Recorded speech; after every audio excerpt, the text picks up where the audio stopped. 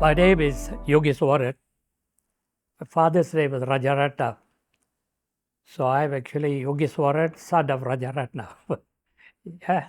And I was actually born, I'm a small town boy, born this place called Sungai. Sungai is at Perak in 1940, just before the Japanese invasion of those days was Malaya. My father was working in an estate was slightly outside Sukai. It's a rubber plantation. He was the uh, administrator in the estate. He was staying there, and I come. I was born in a family of 11 of us. I was number 4, but not all 11 were born in Sukai, because later, because of education, my mother and us, the children, moved on to Tapa, which is not that far from Sukai. And we were educated in this school called Government English School. And together with big names like Todamat Sarji, he was a schoolmate, an old friend of mine. Of course, he's passed on, great man. And that was, those days, they were all known as Government English School. And both Sukai and Tapa were communist-infested areas, communist-infested towns. And we were surrounded by military and army because of the communist areas, which were quite bad. That area was bad. So there a lot of this military regiment, foreign forces were all posted in that area, and those army personnel or soldiers, they had no other what shall I say, R&R kind of a thing.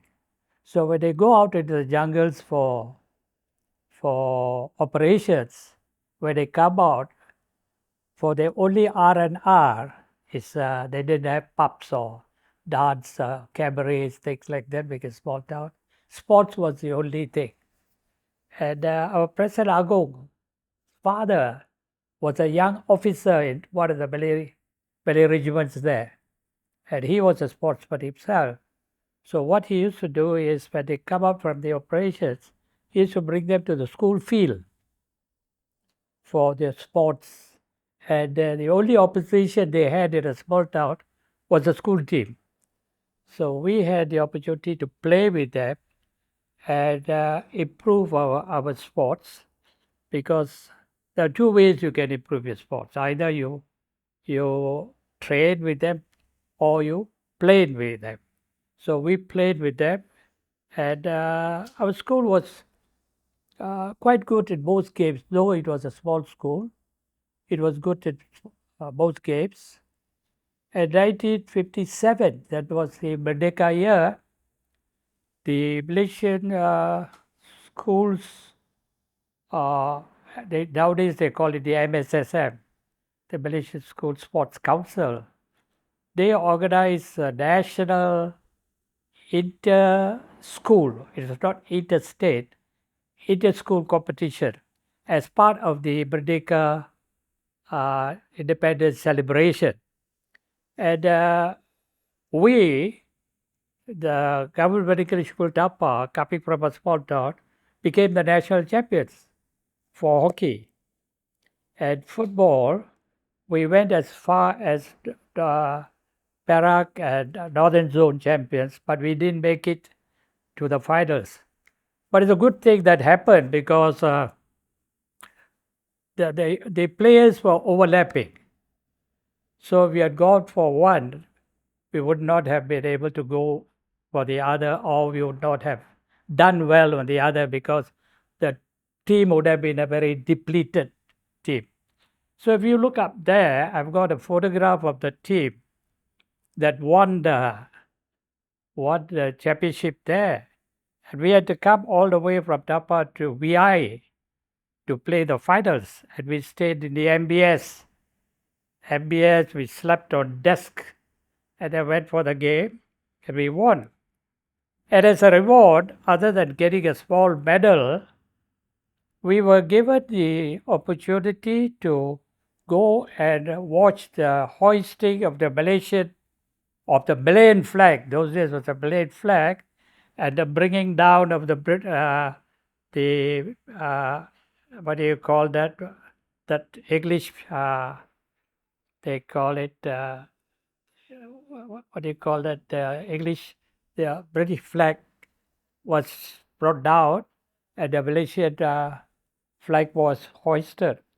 And we were sitting on Block J, the whole team, with about 30,000 others, to watch Tukar Rahman declaring, making his speech and putting his right hand up and shouting "Merdeka, Merdeka, Merdeka." And then that 21 gun salute was also from the VI ad. So that to us was a great experience and a memory that you cannot forget.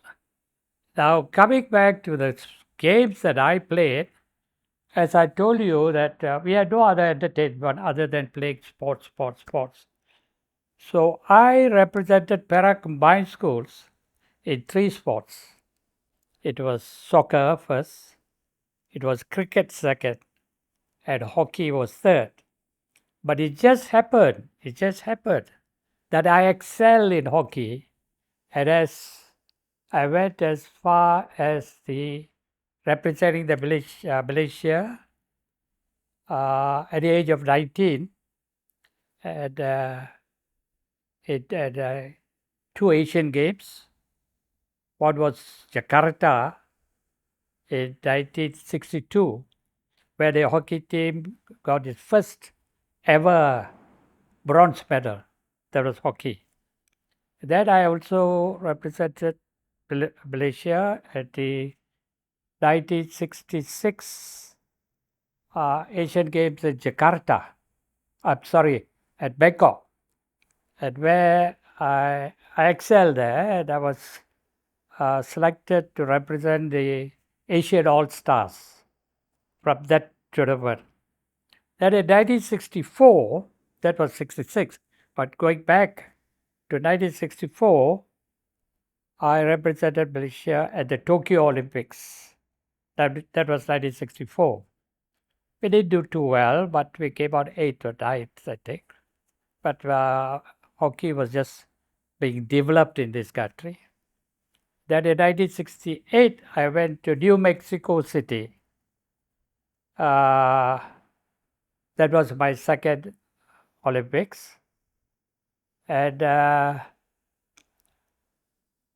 my third Olympics was not so much as a player, but I went as the manager of the Malaysian hockey team. This is Jersey.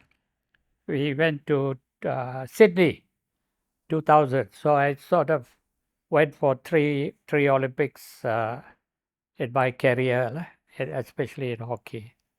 So much so for sports. Of course, other than that, I had done a lot of coaching courses. I did coaching courses in Holland, Amsterdam, Kenya, courses organized by the United Nations in Pakistan and India. And I also got an advanced coaching certificate from the All England Coaching, this one, where again, out of the 25 who attended the course, this small town boy again excelled there, and I was awarded the English Rose. There, if you do well, they award you an English Rose, they call it, with on a jersey with a rose there and a tie. So those are the little honors that I managed to achieve. Then I've been coaching after having played from the age of 19 till the age of 29. That's about 11 years non-stop I played hockey. Uh, then I went into coaching. And I was coaching up to 85, 85 non-stop. I picked up hockey while I was in school, small town. And in that little town, it didn't have any other form of entertainment. It was sports and sports and sports. So after school, it was all sports. And we had a number of army regiments who were posted in town because of the communist uh, uh, atrocities, may I call, that happened around there. So there were the Malay regiment, there was Scottish armies, there were also uh, British armies or New Zealand armies. So quite a lot of the army, and they were also very involved with sports. So we ended up by being punching bags for them or giving them the necessary practice, because that was the R&R. When they come out from their operations, they have nothing else to do but to play sports. So that is how I picked up hockey, I picked up cricket, and English cricket is being an English game, and I picked up soccer, right? And I ended up, after playing all three for Perak combined schools, I ended up playing hockey for the country for 11 years at a stretch, and cricket for North Malaysia. So these two games I went quite up. And as far as soccer is concerned, I played only at combined schools level. Well, though there were 11 of us, there was never a time we all 11 of us were together, because Sukai, being a small town, it didn't have a good school. So the elder ones started moving on to Tapa. They moved on to Tapa for their schooling, and the others were left behind in Sukai with my mother and my father. So it's only during school holidays we'll all come back and meet. But it was a very close kind of a family. We grew up that way. Until today, we are still very close. But of the 11 today, I think we only got two boys. There were 6 boys and 5 girls. There were only 2 boys who are left now. I'm one of the one who's still surviving. And then of the girls, I've got about 4 sisters still around. One is in Singapore, one is in Taipei. The other 2 are in care. Now we are, of course, and they all are married, and they all are married, they are all children. So now we enjoy grandchildren, you know. It's grandchildren. They say grandchildren golf, all G, G, G. G for grandchildren, G for golf, and G for God. so it's 3 Gs. Yes. I have my eldest daughter. She is an accountant. She went to Australia and finished accounting. She came back, she got married, and she's got one boy who is now 14, I think. Is it 14, 13, 14? And then my second girl, I've only got 2 girls. My second girl is also married. She is a lawyer by profession. Her husband is also a lawyer profession. And they both have got their own law firms. And the eldest is next year going on to A levels. A levels. And then I got one more that who's about 10 years old, 10 and 16. That is 16. So I've got altogether 3 grandchildren from my side. Lah. But of course, from my brothers and sisters, we put them all together, it's a house full. Lah. It's a house full. My wife, we both started off from Ipoh, from Sukai and Tapa. I went off to college to do teacher training. That was at Penang. She too went off. She was also from Ipoh. She went off to do her teacher training but she went to Bringsford at UK. So she was there for 2 years there. I was here for 2 years. So I came back. As it happened, we both started teaching in Ipoh. She was in Rajaratnam, it's a girls' school, and I was at St. Michael's Institution where your dad was. Then I came to care for a specialization course, 1 year's course. And she too came for the similar course, but doing different subjects, different subjects. So we were together for a year, and that started for, as they say, for the better or for the worse. It started, yeah. Okay, but at that time, we did not have professional coaches like what we have today for football and most of the other games. They, they are paid a hefty sum, foreign coaches. They come here. But those days, our coaches were all the local we made use of, except for hockey. We used to have coaches coming from India or Pakistan. They were that time world champions and Olympic champions, but at the same time, cost wise, they were that much cheaper. So they used to come on and off, but they only came for major tournaments when we are preparing for major tournaments. Then they employ them to come for maybe 2 months, 3 months for short periods. And so we learned a lot of coaching from them.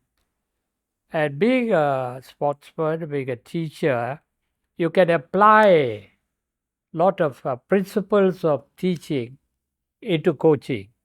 They are about similar kind of a thing.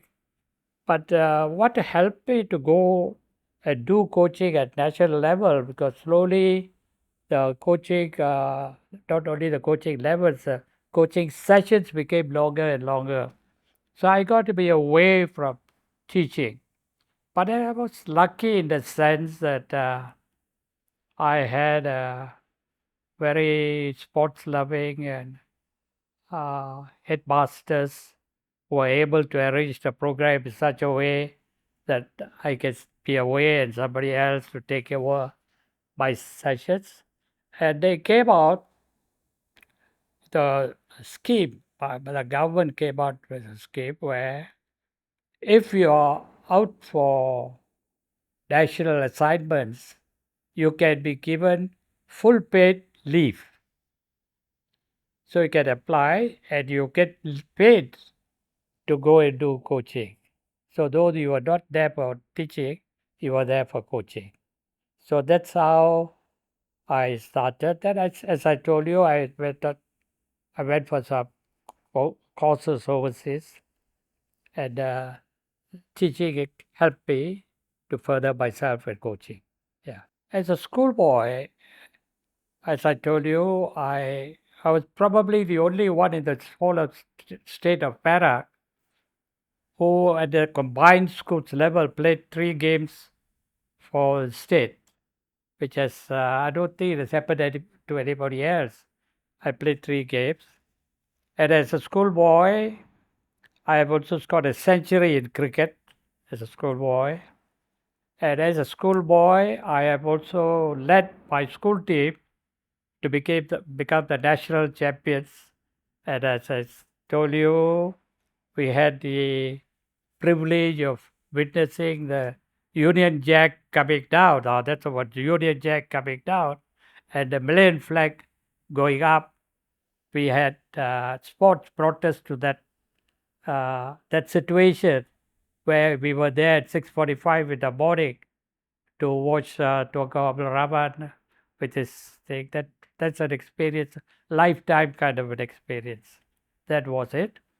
Then, of course, at a higher level, I was selected to represent all Asia in hockey in 1966. And for cricket, I played for North Malaysia for 2, 3 years. But football, I had to give up early. And even cricket, I only could go and play cricket to represent the state or North Malaysia. At the times, I was free from teaching, I was free from coaching. So in between, I went also represented them of at least to some level, some high level. Yeah, of course, playing with the military regiments that were posted there to play with them. And then I got selected as you start playing, and you get at the combined schools level where we became national champions. You get seen. You get seen. We go to bigger towns like Ipoh, and so people see you. So when they see you, they pick you. They pick you to play for their clubs. Then from the clubs you go on to the state. From the state you go to the national level. And then of course the Olympics, the Asian Games, they are a motivation. Everybody wants to become an Olympian. Who doesn't want? You want to play, represent your country. Who doesn't want? So those are the motivating factors that took us to work that hard. And I always believe, and I tell even my wards, uh, for success does not come to anybody. You got to work for it. If you work, you get success. The only place where the word success comes before work is probably the English dictionary, where the word work is, you know, is success comes much earlier than the word work. So you got to work hard. And those days when we did not have proper, systematic, and progressive coaching, we got to do things on your own. Got to spend a lot of time preparing yourself fitness wise, you know. Uh, that that involves that requires a lot of discipline and dedication you got to do. I used to train when I come back. I was teaching in St. Michael's. When I finish school at 1:30, I come back. I have my early lunch, have a short nap, and I'm on my own training. And I go to the Ipoh racetrack, where horses train, and I use that track to train myself. Using those track, it was not only grass track, there was also sand track. So you got to work it out all for yourself. If you want to go that far, you have got to work for it. That's the advantage I had for having played other games, uh, football and cricket. So there's such a thing as transfer of training, transfer of skills from one game to the other game. So like cricket, sometimes you got to hit the ball on the wrong foot. Similarly, I brought that into hockey. So people expect you to go on your right, the left foot is the right foot in hockey, right? So when you put your left foot to hit, but when you suddenly hit with the wrong foot, when your wrong foot is in front, the defense get caught unaware. So from the left to the right, I used to do that. I perfected that. And very few people could do that. But I was saying my skills in hockey, cricket, and football, they helped me to develop that skill. Yeah, yeah, yeah, yeah. So I try and teach this skill to the young players today, and easier now to do that skill because of the astroturf. Astroturf is like a carpet. You can put your any leg forward or and slap that ball. You don't need to hit. You just slap the ball will travel. But those days was all grass. It was more difficult doing a skill like that. So I was doted for that skill. But of course, one is that you are away from your family quite a bit.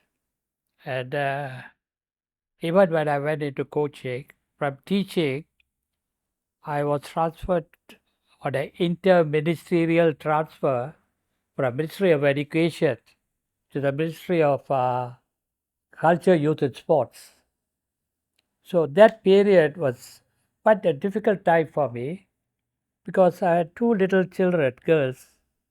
And girls, girls are so, they're so very attached to their father and all that. And I was not there with them. I was at KL, they were here because my wife couldn't get a transfer to KL. So she stayed on in Ipoh with the two girls. One was 3, one was 1. And for close to a year, I was in Ipoh, KL, and they were in Ipoh. And almost every week, I used to travel up and down. I'll come on a Saturday back to Ipoh at either Sunday evening or Monday early morning. I leave to go to KL. So that period was quite challenging and very, very demanding. The other tough time which I remember was I really missed the 1964 Olympics in Tokyo. I had a bad muscle pull. I had come down for a break from training back to Ipoh, and I took part in an athletic meet. I was also an athlete, and I had a very bad thigh muscle tear, and that dragged on for quite some time. I nearly missed the Tokyo Olympics. And then when the selection was being done, on the day of the selection, I couldn't complete the selection period because I couldn't move already. So I still remember our president and the chairman of the selection board was our former king, Al-Mahum Rajaratnam Shah. He's a great gentleman. So he felt sorry for me. He said, "Okay, I cannot take a lame horse to the Olympics. I mean, if you're injured, you're injured. I cannot take you. You cannot deprive the place of somebody else who's much fitter than you. So all I can do is I will delay the selection process. That means the naming of the 18 players, I will delay because the Indian team was coming down to play a few friendly games here on their way to Tokyo. So he said, I'll put you to play all the games. If you prove your words, to be fair to everybody, you do well, if your leg is okay by that you'll be on the plane.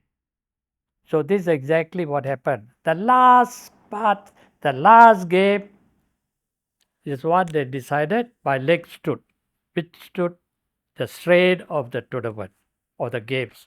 And I was selected to go to Tokyo. That was, you know, Almighty's help. I went there. If I'd have missed that, I probably would have given up because to wait for one more Olympics would have taken you another 4 years. It's a long wait. It's a long wait. So that kept me going and going till I went to Mexico in 68. Mexico was tough, tough. It was a long trip to Mexico City. We had to go to Australia. We played 4 matches at Australia, in Perth, Adelaide, Melbourne, and Sydney. And from there, we went to the States and we went to Mexico City. But playing in Mexico City was very challenging, very tough. Because Mexico City is high altitude, it's up on the hills. So the air, the oxygen is rarefied. You don't have enough oxygen in the air. So you find difficulty in breathing. So our administrators here, to prepare us for that kind of a situation, they sent us to Cameron Highlands for 1 month. to acclimatize and get used to the rarefied air. But that was not good enough, because the level in Mexico City was that much higher. The oxygen was that much less in the air. So difficult to play a 70 minutes game because your chest burns. So that was again very challenging. We had to play 7 games. That was tough. That was tough. We did, but we didn't do too well. But we finished all the games. There were a few injuries, you know. Some couldn't breathe. They had to be pulled out and things like that. But yeah, it was. So looking forward. But after that, most of us came to an age where we felt that it was time to move on to something else, get married, start a family, because we were already 28, 20, 28, 29, you know. So after that, many of us gave up, and I was one of those who gave up playing. Yeah, that is because I started early also, so it's a long spell which uh, drained quite a bit. Yeah. That's when I went on to coaching in 19. I got married as soon as I came back to 68. I got married, and in 70 Asian Games, I went into coaching. From there, I went on till 89 when I took the team to New Jersey, States. Came back, I gave up. Uh, they call me the comeback Joe kind of a fellow. Every time I give up, I'm called back. Every time I give up, I'm called back. So this comeback Joe came back again when the Commonwealth Games in 98. So I was made a manager of the team here. And we did well. We had a silver medal. So after that, kept me on for another 3, 4 years. One was to sit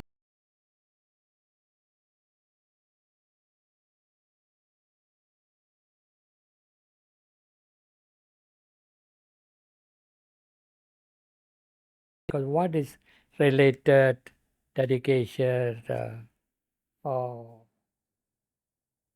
your determination, working hard, you work hard, consistency, you know. For you to be consistent, you got to work, you got to practice on it. And hockey is a game with so many skills. You got to master all those skills at different times, different occasions. Uh, so as I said, so many speed. You got to develop speed. You got to develop your strength, both your legs, your mind. You know, mind is very important. Mind plays a big your vision. Right? You can be having the ball and you're looking at the ball when the ball is on the ground, but you have this knack to know who is actually around you without you even looking at them. That comes through training. Not only training you how to the peripheral vision they call it. By looking here, you know there's somebody beside to pass the ball. That's vision. Vision is important.